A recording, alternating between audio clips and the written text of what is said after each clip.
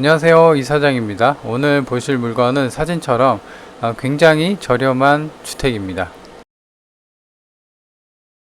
외관 상태가 괜찮죠. 보존 등기가 2017년, 그러니까 지은 지 7년 차밖에 안 된 그런 건물이에요. 그리고 흰색 마감재랑 외벽에 흰색 마감재랑 지붕 천장도 검은색으로 해서 깔끔한 모습을 볼 수가 있습니다. 건물을 지을 때 맨바닥에 짓는 게 아니라 대략 한 50cm, 1m 정도 띄우고 그 위에 건물을 지은 것 같아요. 특이할 만한 거는 문이 열려 있는 것 같아요. 그래서 사람이 살고는 있는데 현장 사진은 이렇게 문이 열려 있다는 거가 이제 좀 특이한 상황입니다. 해당 건물을 받치고 있는 땅이 한 100평 정도 되는데 보다시피 이렇게 마당이 큽니다. 그래서 건물하고 마당이 크기 때문에 충분하게 전원 생활이나 어떤 시골 생활을 할 수가 있다는 게 이제 장점입니다.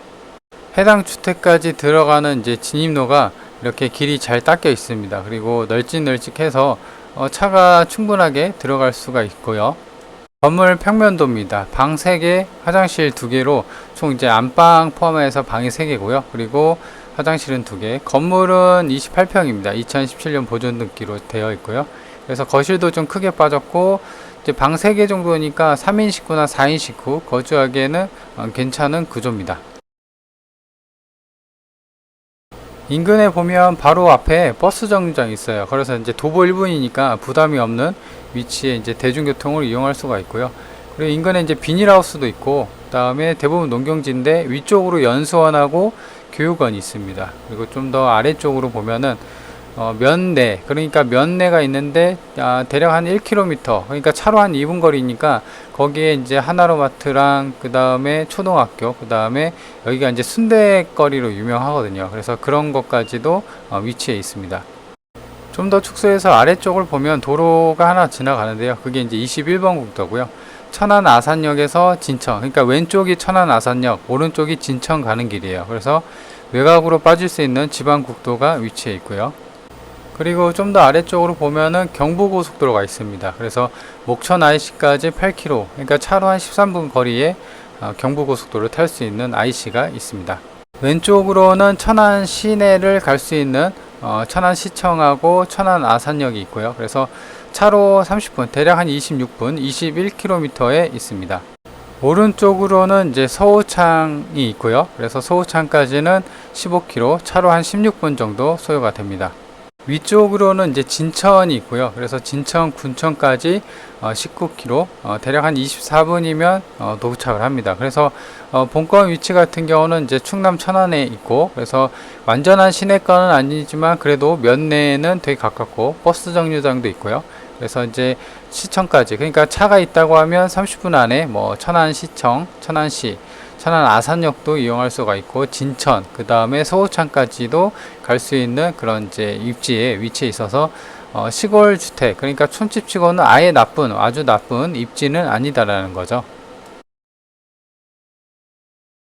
주의할 점이 있는데요. 본권 같은 경우는 건물만 경매로 나온 거예요. 그러니까 이제 원래 땅하고 건물이 동일인 A씨 거였는데 어떻게 하다 보니까 건물만 경매로 나온 겁니다. 그래서 건물만 나온 거기 때문에 말도 안 되게 저렴하게 된 것이죠. 그래서 말소 기준일이 2023년 6월 27일인데 이건 의미가 없죠. 왜냐면 주인이 살고 있고, 그 다음에 조사된 임차 내역은 없다고 합니다. 그리고 하단에 보면 법정지상권 성립 여부 불문명 이렇게 써 있잖아요. 이거는 이제 법정지상권이 성립할지는 이제 여기 담당 이제 조사관이 가서 했는데 모르겠다.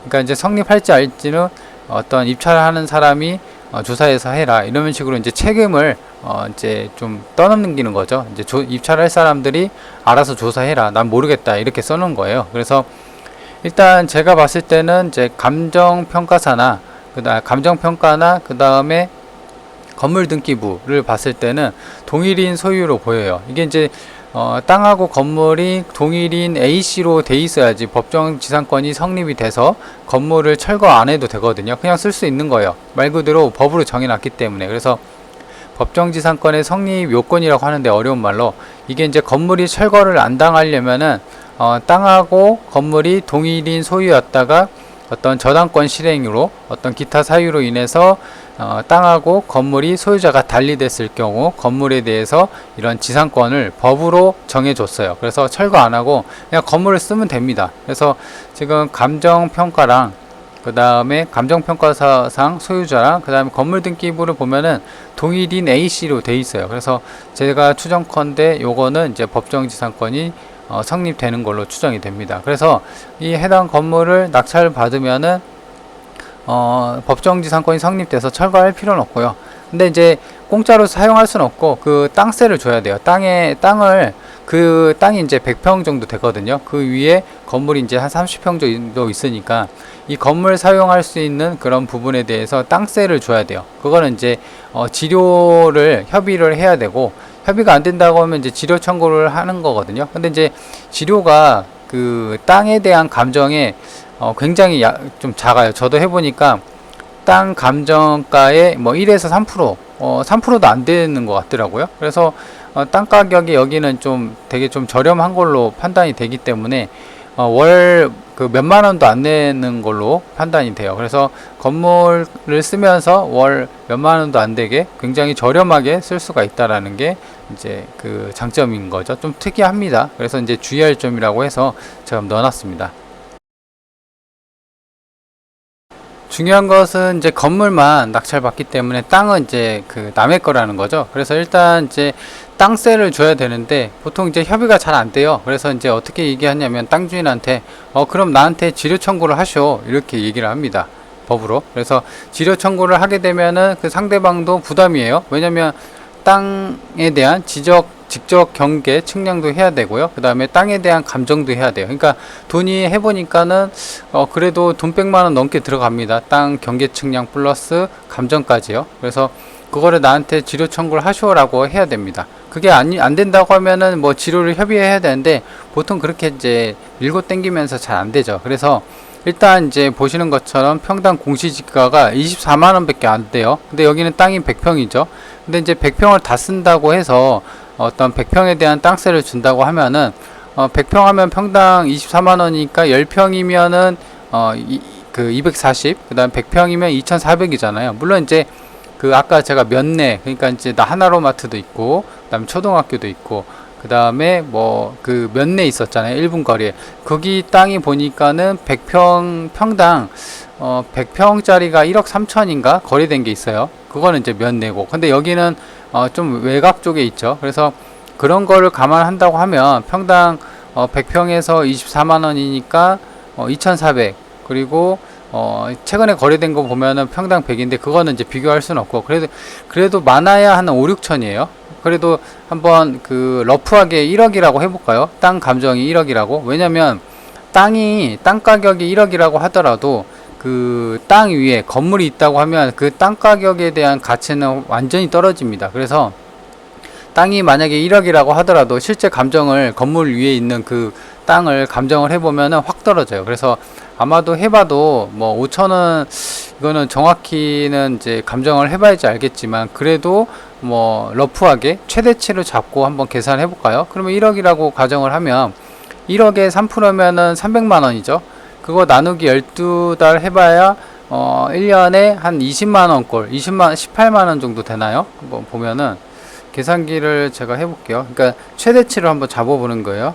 300 나누기 12하면은 한 달에 한 25만 원 정도예요. 그죠? 근데 이제 건물 가격이 1000만 원대니까 굉장히 저렴하게 살 수가 있는 거죠. 근데 이게 25만 원이 최대치고, 만약에 5천만 원으로 해볼까요? 5천만 원에 3%면은 150만 원이죠. 150만 원 나누기 12 하면은